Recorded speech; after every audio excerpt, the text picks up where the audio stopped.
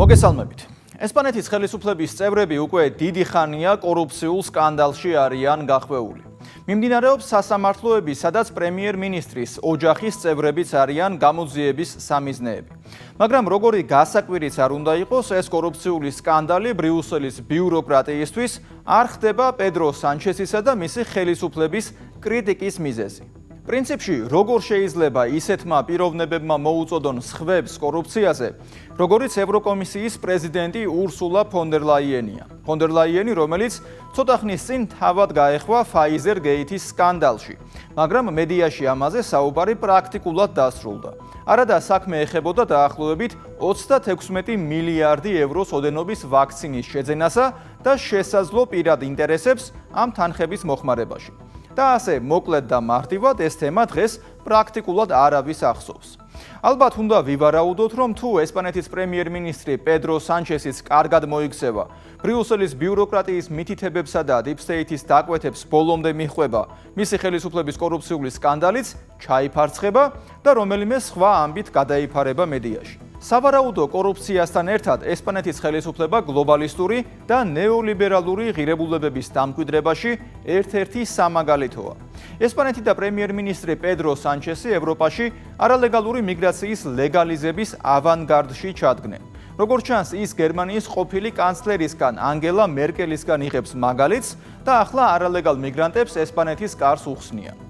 ევროპაში მოსახლეობის ჩანაცვლების გეგმებზე საუბარი შეთქმულების თეორია აღარ არის. ისევე როგორც შეთქმულების თეორია აღარ არის ევროკავშირის დასუსტებასა და ახალ ღირებულებებზე დამყარებული კავშირის შექმნის იდეა.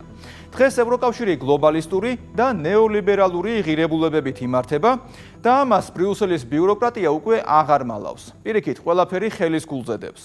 ბრიუსელის ბიუროკრატია მაქსიმალურად ცდილობს ძალაუფლების ცენტრალიზაციას. იმისთვის, რომ ეს გეგმა შესრულდეს, უნდა დასუსტდნენ წევრი ქვეყნები. დასუსტების ყველაზე მარტივი და ისტორიულად ნაცადი სქემა მოსახლეობის ჩანაცვლება და დემოგრაფიული სურათის შეცვლაა. უბრალოდ თუ ადრე ასეთ გზას დამპყრობელი მიმართავდა ხოლმე, ახლა იმავეს ევროპელები აკეთებენ ევროპელების წინააღმდეგ. თავიდან იმაზე იყო საუბარი, რომ ესპანეთში 9 მილიონ არალეგალს მისცემდნენ ბინადრობისა და მუშაობის უფლებას. შემდეგ აღმოჩნდა, რომ მათი რიცხვი შეიძლება კიდევ უფრო მეტად გაიზარდოს. ცოტა ხნის წინ ესპანეთმა კიდევ ერთხელ მიიქცია ყურადღება ევთანაზიის გამო. საქმე ეხებოდა ესპანელ გოგონას, რომელიც გაუპატიურების მსხვერპლი გახდა. სამწუხარო კი ის არის, რომ ნაცვლად სახელმწიფოს მხრიდან დახმარებისა და დანაშაულის მიზეზის მოგვარებისა, სახელმწიფომ თავადვე შეუწყო ხელი მსხვერპლის ევთანაზიას. ერთია არალეგალური მიგრაციისადმი დამოკიდებულება, მეორე ის, თუ როგორ იბრძვის ესპანეთის ხელისუფლება ევროკრატებთან ერთად ნეოლიბერალური ღირებულებების დამკვიდრებისთვის. დღეს დასავლეთის ქვეყნების ნაწილში ევთანაზია კანონიერად არის მიჩნეული. ევთანაზიის დაკანონება შეიძლება LGBT იდეოლოგიის გაგრძელებადაც მივიჩნიოთ, ან ნეოლიბერალური ღირებულებების ერთ-ერთი შემადგენელი ვუწოდოთ. მართლაც თუ კი ზოგიერთ ქვეყანაში სქესის შეცვლა არის დაშვებული, რატომ უნდა იყოს აკრძალული სიცოცხლის საკუთარი ნებით დასრულება სამედიცინო ჩარევით. გიორგი მდივანის სიუჟეტში ნახავთ ესპანეთის მმართველობითი კრიზისის შესახებ. როგორც ევროკავშირის ინსტიტუტების უმაღლეს ეშელონებში, ასევე წევრი ქვეყნების მთავრობებში კორუფციული სკანდალები ისეთი სიხშირით გამოდის სააშკარაოზე, რომ ხუმრობით კორუფციასაც შეიძლება თანამედროვე ევროპული ღირებულება დავარქვა. Watergate-ის სახელით ცნობილ სკანდალს, სადაც ევროპარლამენტის ვიცე-პრეზიდენტი ევა კაილი იყო გარეული, სხვა ევროპელი მაღალჩინოსნი ფედერიკა მოგერინის საქმე მოყვა, რომელსაც ბელგიური პოლიცია კორუფციას და საბიუჯეტო სახსრების არაკანონიერ ხარჯვას ედავება. ბოლო დღეების განმავლობაში კი კორუფციულ ღრუბელში ესპანეთი გაეხვა. ქვეყნის სოციალისტ პრემიერ-მინისტრს პედრო სანჩესს ცუდი დღე დაუდგა. ესპანური გამოძიება სოციალისტების შტაბ-ბინას მიადგა მადრიდის ცენტრში. ეს ესპანეთის მმართველი პარტიისთვის და მისი გენერალური მდივნისთვის პედრო სანჩესისთვის საკმაოდ მძიმე დარტყმა გამოდგა. ესპანეთის სამართალდამცავები მას პარტიული სახსრების არამიზნობრივ ხარჯვაში ედავებიან, მაგრამ ამით სანჩესის მთავრობის პრობლემები არ მთავრდება. ეს სანჩესის მთავრობის კორუფციული ბრალდებების საქმეში მხოლოდ ერთ-ერთი საქმეა დიდი ლაბირინთიდან, რაშიც პარტიის წევრები და მათი უახლოესი გარემოცვა არიან გახვეული. ოპოზიციის წარმომადგენელმა და მემარჯვენე ცენტრისტული სახალხო პარტიის ლიდერმა ნუნიეს ფეიხოომ განაცხადა, რომ სანჩესის მთავრობა წინასასიკვდილო აგონიას ებრძვის და მისგან გადადგომა და ვადამდელი საპარლამენტო არჩევნების დანიშვნა მოითხოვა, რაზეც პოლიტიკო იტყობინებდა. მიმდინარე გრაფიკით საპარლამენტო არჩევნები პირენეის ნახევარკუნძულზე 2027 წლის აგვისტოშია ჩანიშნული, მაგრამ მიაღწევს თუ არა პედრო სანჩესის მთავრობა ამ თარიღამდე ძნელი სათქმელია. როგორც ჩანს, ჩვენ სამართლებრივ მოთხოვნებზე ვსაუბრობთ. ჩვენ არ ვსაუბრობთ პოლიციის მიერ ჩატარებულ ჭრეკაზე. არ მინდა, რომ უზენაესი სასამართლოს მიერ ამჟამად მიმდინარე გამოძიების სერიოზულობა არ იყოს სათანადოდ შეფასებული. შემიძლია დავარწმუნო ესპანეთი, რომ ჩვენ სრულად ვთანამშრომლობთ სასამართლო სისტემასთან. გასულ თვეში მადრიდის მოსახლეობა სანჩესის მთავრობას გაუბრაზდა და ქუჩაში გამოვიდა მისი გადადგომის და ახალი არჩევნების დანიშვნის მოთხოვნით. ჩვენ ვითხოვთ საერთო არჩევნების ჩატარებას ყველასთვის. ესპანეთმა თვითონ უნდა გადაწყვიტოს. ჩვენ უნდა გავაგდოთ ეს კრიმინალური ბანდა. ესპანეთი ფსკერზეა და ამაში დამნაშავეა პრემიერ-მინისტრი პედრო სანჩესი. ის უნდა წავიდეს. კორუფციული ბრალდებების სიჭარბის მიუხედავად, ესპანეთის პრემიერ-მინისტრი პედრო სანჩესი თანამდებობის დატოვებას არ აპირებს. სოციალისტური პარტიის ახალგაზრდული ორგანიზაციის ყრილობაზე მან განაცხადა, რომ ახალ არჩევნებს არ ჩაატარებს. გასულ კვირას პოლიცია სოციალისტების მადრიდის შტაბში შევიდა. სამართალდამცავი ორგანოები ესპანეთის მმართველ პარტიას საბიუჯეტო სახსრების არაკანონიერ და არამართლზომიერ ხარჯვაში ედავებიან. ყველაზე სახიფათო მუქარა იმაში მდგომარეობს, რომ რომელიმე ამ კორუფციული სკანდალიდან ერთ-ერთი იმ ბრალდებით დამთავრდება, რომ სოციალისტური პარტია არაკანონიერად ფინანსდებოდა. ეს შეიძლება წითელი ხაზი გამოდგეს და მან პოლიტიკური მხარდაჭერა დაკარგოს, რაც კონგრესში გააჩნია სხვადასხვა პოლიტიკურ ჯგუფებთან მიმართებით.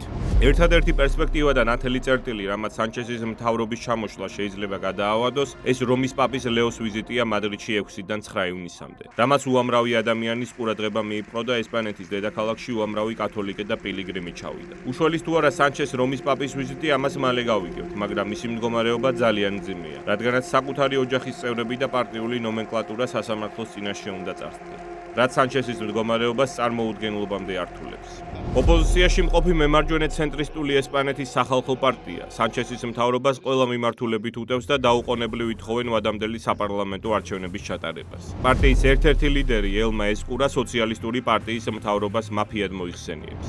პირველ რიგში შეიძლება ჩანდეს, რომ კორუფციის მრავალი შემთხვევა არსებობს, თუ კარგად დააკვირდებით, მხოლოდ ერთი შემთხვევაა. ესაა სოციალისტური პარტია. მეორე, ხელისუფლება კორუმპირებულია და ის კორუფციაში აფლობს სხვა შტოებს. მესამე, დღევანდელ ესპანეთს მართავს მაფია. სწრაფი და დემოკრატიული გზა ამის შესაძლებლად არის საარჩევნო ყუთები. ის აფრთხობს ამ მთავრობას და ცდილობს იქაც მანიპულაციებს. პედრო სანჩესის ძმას და მეუღლეს ასევე კორუფციულ ბრალდებებზე უწევთ პასუხისგაცემა. პედრო სანჩესის ძმას დავითს ნეპოტიზმში ადანაშაულებენ. საკუთარი გავლენებით სარგებლობაში, როდესაც ის მუსიკალური სკოლის დირექტორად დანიშნეს ქალაქ ბადახოსში. ბევრად უფრო ცუდად აქვს საქმე ბეგონია გომეს, ესპანეთის პრემიერ-მინისტრის მეუღლეს, რომლის წინააღმდეგაც 4 სხვადასხვა ბრალდებით დაიწყეს გამოძიება. გავლენებით ვაჭრობა, კორუფცია, ფინანსური სახსრების მითვისება და გაფლანგვა. ბეგონია გომესის საქმეზე გამოძიება 2 წლის განმავლობაში მიმდინარეობდა. თვითონ სანჩესი, როგორც მისი ძმის, ასევე მისი მეუღლის წინააღმდეგ დაწყებულ გამოძიებას მის წინააღმდეგ პოლიტიკური ოპონენტების ბრძოლად მიიჩნევს. მაგრამ როგორც არ უნდა განვითარდეს მოვლენები, ერთი რამ ცხადია. მსგავსი საქმეები უდიდეს რეპუტაციულ ზიანს აყენებს ესპანეთის პრემიერ-მინისტრს და მისი მხარდაჭერის რეიტინგს სულ უფრო ამცირებს. ესპანური კონსერვატიული ვოქსის და ევროპელი პატრიოტების ფრაქციის წევრი ხორხე ბუქსადე საჯარო მოსმენების დაწყებას ითხოვს.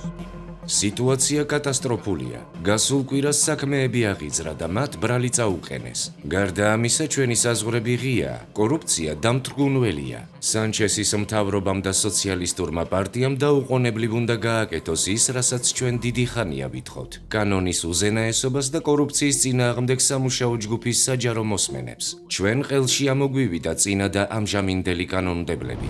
28 მაისს დაწყებულ პროცესზე სასამართლოს წინაშე 10 ადამიანი წარსდგა, მათ შორის როგორც უკვე აღნიშნეთ, პედრო სანჩესის ძმა დავით სანჩესი. მის გარდა ესპანეთის მმართველი სოციალისტური პარტიის წევრებს და ადგილობრივი ადმინისტრაციის წარმომადგენლებს გავლენების სარგებლობაში და სახელმწიფო ბიუჯეტის გაფლანგვაში ადანაშაულებენ. ადგილობრივი ადმინისტრაციის წევრები პედრო სანჩესის ძმას მუსიკალური სკოლის დირექტორის თანამდებობის დაუფლებაში დაეხმარნენ და მუდმივად თვალს ხუჭავდნენ მისი არყოფნის დროს. ყველა ბრალდებულს 3-დან 5 წლამდე თავისუფლების აღკვეთა ემუქრება.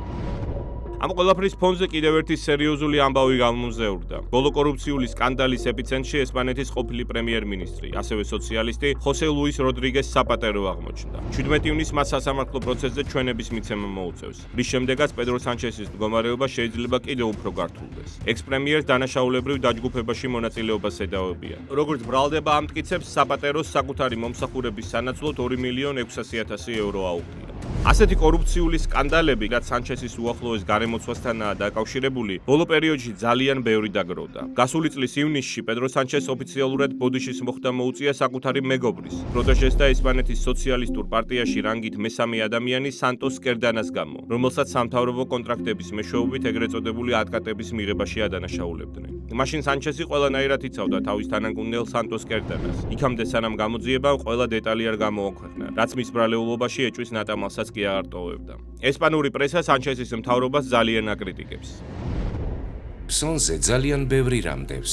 დაცემის აჩრდილი, რაც სოციალ-დემოკრატებს საფრანგეთში და გერმანიაშიც თან დასდევს, ახლა ესპანეთის სოციალ-დემოკრატიულ მუშათა პარტიასაც გადაეფარა. ესპანეთის დემოკრატიული ისტორიის განმავლობაში პირველად ქსენოფობიური და ულტრამემარჯვენე პარტია ვოქს მთავრობაში ყოფნისგან ერთ ნაბიჯშია. ახლა კარაფშუტობის და დემაგოგიის დრო არ არის.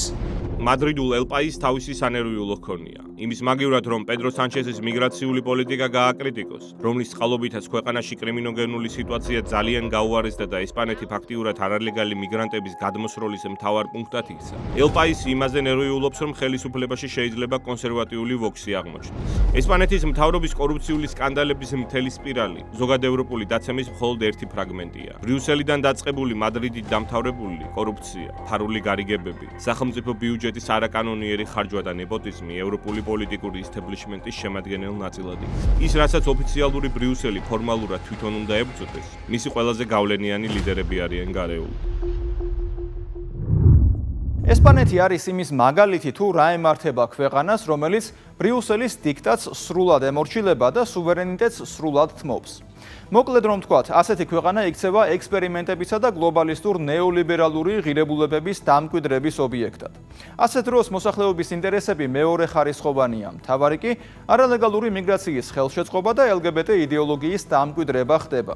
ძნელი სათქმელია, სად მივა კორუფციული სკანდალი ესპანეთში, მაგრამ თუ კი არც არაფერი მოხდება და ბრიუსელში ამ სკანდალს დაივიწყებენ, ესეც არ გაგვიკვირდება. მე იოანე შაიშმელაშვილი ვარ, კვირაში 4 ჯერ 21 საათსა და 15 წუთზე. უყურეთ ევროკრატიას.